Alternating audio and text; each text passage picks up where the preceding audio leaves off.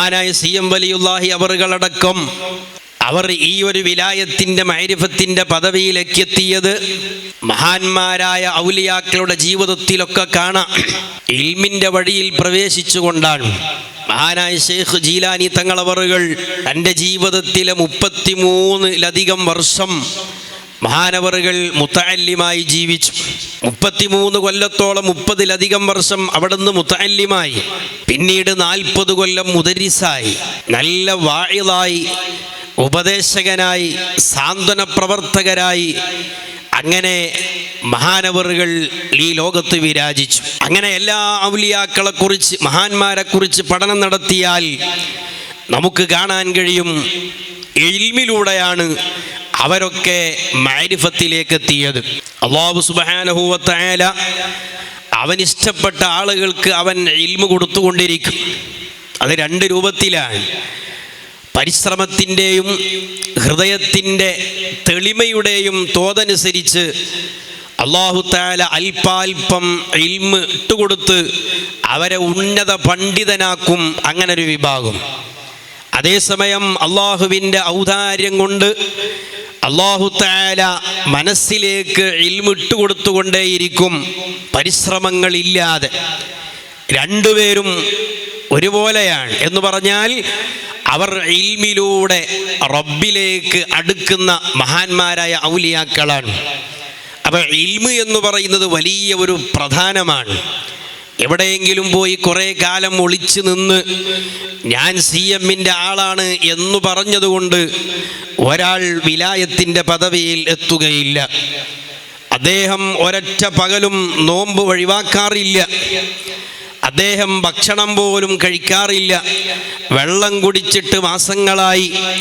അതല്ലെങ്കിൽ ഒരൊറ്റ രാത്രിയും ഉറങ്ങാറില്ല. ഇങ്ങനെയൊക്കെ പറഞ്ഞുകൊണ്ട് വിലായത്തിൻ്റെ അളവുകോൽ മനസ്സിലാക്കിയ ചില ആളുകളുണ്ട്. യഥാർത്ഥത്തിൽ ഉറക്കമൊഴിച്ച് ഒരു പോള കണ്ണടക്കാതെ ഉറങ്ങിയെന്നത് അയാൾ വലിയാണ് എന്നതിൻ്റെ അടയാളമല്ല. അല്ലെങ്കിൽ ഒരു ദിവസം പോലും നോമ്പൊഴിവാക്കാതെ ഒരൊറ്റ ദിവസവും നോമ്പില്ലാത്തൊരു ദിവസം പോലും അദ്ദേഹത്തിനില്ല, അയാൾ ഒരു വലിയാണ് എന്ന് പറയാൻ നിശ്ചയമില്ല. ഇമാം ബുഖാരി റിപ്പോർട്ട് ചെയ്ത ഹദീസിൽ കാണാം, അനസ് ബിൻ മാലിക് റളിയല്ലാഹു അൻഹു ഉദ്ധരിക്കുകയാണ്, ജാഅ സലാസത്തു റഹ്തിൻ ഇലാ ബുയൂത്തി അസ്വാജിൻ നബി സ്വല്ലല്ലാഹു അലൈഹി വസല്ലം. 3 ആളുകൾ മുത്തുനബിയുടെ വീട്ടിലേക്ക് വന്നു. യസ്അലൂന അൻ ഇബാദത്തിൻ നബി സ്വല്ലല്ലാഹു അലൈഹി വസല്ലം. എന്താണ് അവരുടെ വരവിൻ്റെ ലക്ഷ്യമെന്താണ്? നബിതങ്ങൾ അള്ളാഹുവിൻ്റെ പ്രവാചകരാണ്. ഈ ലോകത്തിലെ ഏറ്റവും സൃഷ്ടികളിൽ വെച്ച് ഏറ്റവും അഷ്റഫായ മഹാനരാണ് നബി സല്ലല്ലാഹു അലൈഹി വസല്ലം. ആ മുത്തുനബിയുടെ ഇബാദത്ത് എങ്ങനെയുണ്ട് എന്ന് അറിയാനാണ്, ചോദിക്കാനാണ് ആ 3 സംഘം അവർ നബിതങ്ങളുടെ വീട്ടിലേക്ക് വന്നത്. ഫലമ്മാ ഉഖ്ബിറു, നബിതങ്ങളുടെ ഇബാദത്തിൻ്റെ സ്റ്റാറ്റസ് മഹദവിയമാരായ പത്നിമാർ വിവരിച്ചു കൊടുത്തു. എന്താ നബിതങ്ങളുടെ ഇബാദത്ത്? അവർ ചില ദിവസം നോമ്പെടുക്കും, ചില ദിവസം നോമ്പെടുക്കുകയില്ല. എല്ലാ ദിവസവും നോമ്പ് നിൽക്കുന്ന ശൈലി മുത്തുനബിക്കില്ല. രാത്രിയിൽ അല്പമൊന്ന് ഉറങ്ങി ശരീരത്തിന് കൊടുക്കേണ്ട റെസ്റ്റ് കൊടുക്കും, എഴുന്നേറ്റ് നിസ്കരിക്കും. ഇങ്ങനെയായിരുന്നു മുത്തുനബി സല്ലല്ലാഹു അലൈഹി വസല്ലമ തങ്ങളുടെ ഇബാദത്ത്. അവിടുത്തെ ഭാര്യമാരെ അവസരം കിട്ടുമ്പോൾ, വീട്ടിൽ ഒഴിവ് കിട്ടുമ്പോൾ അടുക്കളയിൽ ചെന്ന് ഞങ്ങളെ സഹായിക്കും എന്ന് ആയിഷ റളിയല്ലാഹു അൻഹ പറയുന്നുണ്ട്. അപ്പോൾ വലിയാണ്, പ്രവാചകനാണ് എന്നൊക്കെ ഇവർ മനസ്സിലാക്കിയത് അടുക്കളയിൽ ഭാര്യമാരെ സഹായിക്കാൻ പാടില്ല, ഉറങ്ങാൻ പാടില്ല, ഒരൊറ്റ ദിവസവും നോമ്പില്ലാത്ത ദിവസം ഉണ്ടാവരുത് എന്നൊക്കെ ധരിച്ചിട്ടാണ് ഇവർ വന്നത്. നബി സല്ലല്ലാഹു അലൈഹി വസല്ലമ തങ്ങളുടെ ഈ ഇബാദത്തിൻ്റെ സ്റ്റാറ്റസ് അവിടുത്തെ പത്നിമാർ വിവരിച്ചപ്പോൾ കഅന്നഹും തഖാല്ലൂഹ, അവർക്ക് ഇത് കുറച്ച് കുറഞ്ഞു പോയോ എന്ന് തോന്നിപ്പോയി. ഇത്ര വലിയ നബിയായിട്ട് ഇബാദത്ത് കുറവാണല്ലോ, നമ്മളത്ര ഇബാദത്തൊന്നും ഇല്ലല്ലോ, നമ്മൾ വിചാരിച്ച മാതിരി അല്ലല്ലോ, നമ്മളൊക്കെ വിചാരിച്ചത് ഔലിയാപ്പാപ്പ അല്ലെങ്കിൽ മറ്റേ പാപ്പ എന്നൊക്കെ പറയുമ്പോൾ എല്ലാ ദിവസവും നോമ്പ് വെക്കുന്നവരൊക്കെ ഔലിയാപ്പാപ്പ എന്ന് നമ്മൾ മനസ്സിലാക്കിയത് നബിതങ്ങളുടെ ഇബാദത്ത് കുറച്ച് കുറഞ്ഞു പോയോ എന്ന് അവർക്കൊരു തോന്നൽ. അവരതിനെ വളരെ ഒരു ലഘുവായി കണ്ടു. വഅൈന നഹ്നു മിനൻ നബിയ്യി സ്വല്ലല്ലാഹു അലൈഹി വസല്ലം. ഒരു ദോഷവും ജീവിതത്തിൽ ഉണ്ടാകാത്ത മഅ്സൂമുകളായ നബി സല്ലല്ലാഹു അലൈഹി വസല്ലമ തങ്ങളും നമ്മളൊക്കെ എവിടെയാണുള്ളത്, എത്ര വ്യത്യാസമുണ്ട് എന്ന തരത്തിൽ അവർ സംസാരിച്ചു. അതിലൊരാൾ പറയാൻ, എന്നെപ്പറ്റി പറയുകയാണെങ്കിൽ, അമ്മ അന ഫഇന്നി ഉസല്ലിൽ ലൈല അബദ, ഞാൻ രാത്രിയിൽ മുഴുവനും ഒരുപാട് കാലമായി നിസ്കരിക്കാൻ തുടങ്ങിയിട്ട്. വഖാല ആഖറു അന അസൂമു ദഹ്റ, ഒരൊറ്റ ദിവസവും മുടങ്ങാതെ ഞാൻ നോമ്പ് നോൽക്കുന്ന ആളാണ്. വലാ ഉഫ്തിറു, ഒരൊറ്റ ദിവസവും നോമ്പില്ലാത്ത ദിവസമില്ല. വഖാല ആഖറു അന അഅ്തസിലു നിസാഅ ഫലാ അതസവ്വജു അബദ, സുന്നത്തേറ്റം മുടങ്ങിപ്പോകുമെന്ന് കരുതിയിട്ട് ഞാൻ കല്യാണം തന്നെ കഴിച്ചിട്ടില്ല. ഇത്രമാത്രം ഇബാദത്തിലാണ് ഞാനുള്ളത്.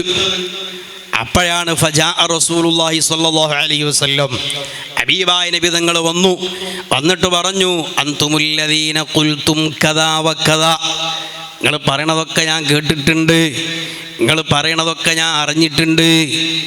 എനിക്കൊരു കാര്യം പറയാനുണ്ട്. അമാ വല്ലാഹി ഇന്നി ലഅഖ്ശാകും ലില്ലാഹി വഅത്ഖാകും ലഹു, നിങ്ങൾ എന്ത് കുത്തിമറിഞ്ഞാലും ഞാനൊരു യാഥാർത്ഥ്യം പറയട്ടെ, അള്ളാഹുവിൻ്റെ അരികിൽ ഏറ്റവും തഖ്വയുള്ളവർ, ഏറ്റവും ഭയഭക്തിയുള്ള അടിമ അത് ഞാനാണ്, മുഹമ്മദുർ റസൂലുള്ളാഹ് സ്വല്ലല്ലാഹു അലൈഹി വസല്ലം. പക്ഷേ ഞാനൊരു കാര്യം പറയട്ടെ, ഒരു മുഅ്മിനായ മനുഷ്യൻ്റെ ജീവിതം എങ്ങനെയാവണം? ലാക്കിന്നി അസൂമു, ഞാൻ ചില ദിവസം നോമ്പെടുക്കും, വ ഉഫ്തിറു, ചില ദിവസം നോമ്പെടുക്കൂല, വ ഉസല്ലി, ഞാൻ നിസ്കരിക്കും, വ അർഖുദു, ആവശ്യമായ സമയത്ത് ഞാൻ ഉറങ്ങും, വ അതസവ്വജു നിസാ, ഞാൻ വിവാഹം കഴിച്ച് ഭാര്യമാരോടുകൂടെ താമസിക്കും. അതുകൊണ്ട് എനിക്ക് പറയാനുള്ളത്, ഫമൻ റഗിബ അൻ സുന്നത്തി ഫലൈസ മിന്നീ, എൻ്റെ സുന്നത്തിനെ വിട്ട് ഔലിയാപ്പാപ്പാകാൻ ആരും പോയാൽ അവർ ഒരു വലിയുമല്ല, ഒരാളുമല്ല, എൻ്റെ കൂട്ടത്തിൽപ്പെട്ടവനല്ല എന്ന് നബി സല്ലല്ലാഹു അലൈഹി വസല്ലം തങ്ങൾ പറഞ്ഞിട്ടുണ്ട്. എന്താണ് ഈ പറഞ്ഞതിൻ്റെ അർത്ഥം? സ്കരിക്കണ്ട എന്നല്ല, നോമ്പനുഷ്ഠിക്കണ്ട എന്നല്ല. അങ്ങനെ തെറ്റിദ്ധരിച്ചവരെ തിരുത്തുകയാണ് മഹാനായ നബി സല്ലല്ലാഹു അലൈഹി വസല്ലം തങ്ങൾ. നബി തങ്ങളെക്കാൾ തഖ്വയുള്ളവരാളും ഇല്ല. നബിതങ്ങൾക്ക് ഫറദ് നിസ്കാരവും നോമ്പും ഉപേക്ഷിച്ചിട്ടില്ല. പക്ഷേ എല്ലാ ദിവസവും നബിതങ്ങൾ സുന്നത്ത് നോമ്പില്ല. തീരെ ഉറങ്ങാതെ രാത്രി മുഴുവൻ നബിതങ്ങൾ സുന്നത്ത് നിസ്കരിച്ചിട്ടില്ല. നബിതങ്ങൾ വിവാഹം കഴിച്ചിട്ടുണ്ട്, നബിതങ്ങൾക്ക് മക്കൾ ജനിച്ചിട്ടുണ്ട്. അപ്പം ശരീരത്തിനെ ക്ഷീണിപ്പിച്ച് കുറേ ആരാധന ചെയ്തുകൊണ്ട് മാത്രം ആർക്കും വലിയാവാനാകില്ല. അങ്ങനെ ഒരുങ്ങിയവരോട് പിന്തിരിയാനാണ് നബി സല്ലല്ലാഹു അലൈഹി വസല്ലമ തങ്ങൾ കൽപ്പിച്ചത്. അതേസമയം അള്ളാഹുവിൻ്റെ ഔലിയാക്കളുടെ സ്വഭാവം, അള്ളാഹുവിൻ്റെ ഔലിയാക്കൾക്കുണ്ടാകേണ്ട നിബന്ധന, അല്ലദീന ആമനൂ വകാനൂ യത്തഖൂൻ,